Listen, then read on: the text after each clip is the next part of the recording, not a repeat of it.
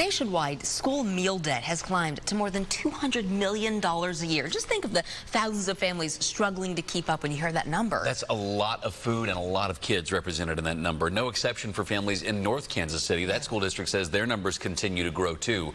KSHB 41 News reporter Marlon Martinez covers the Northland Forest, and he's live at that school district office to show us how one program is helping lower student lunch debts. That's important for so many families, Marlon. Yeah, that's right, Taylor. And, you know, I learned about this story just about a month ago while covering a separate story on food insecurity and how that's impacted here in the Northland. That's when I was introduced to the director of this program that is helping thousands of families right here in the school district. But what was really eye-opening was just learning the number of how many students are impacted by lunch debt every single year right here. North Kansas City is seeing national trends come to its district. $200 million across the country. I would say there was a dramatic increase in understanding of this need post-COVID. Midori Carpenter, director of the North Kansas City Schools Education Foundation, says that number continues to grow for the North KC School District. About half of our students here at NKC Schools qualify for free and reduced lunch, which is something like 11,000 students.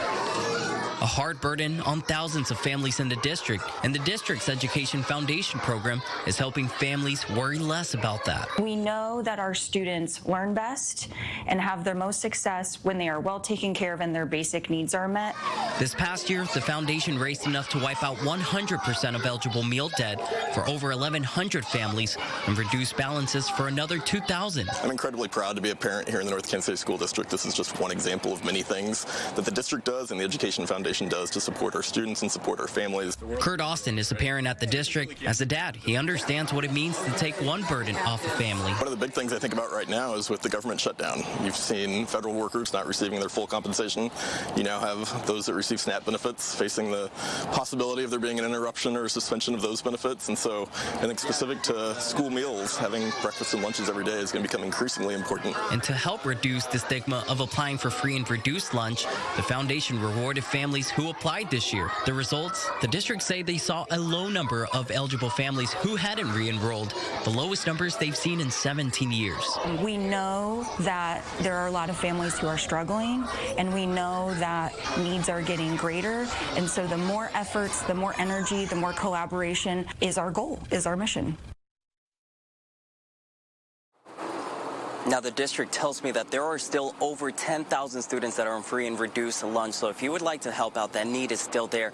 We'll have a link to their website over on our website at kshb.com. Now, I also want to mention that if you have a story idea just like this one you would like for me to look into here in the Northland, please reach out. We're putting up a QR code that you're seeing right there on your screens that you can scan, or you can send me an email directly at marlon.martinez@kshb.com.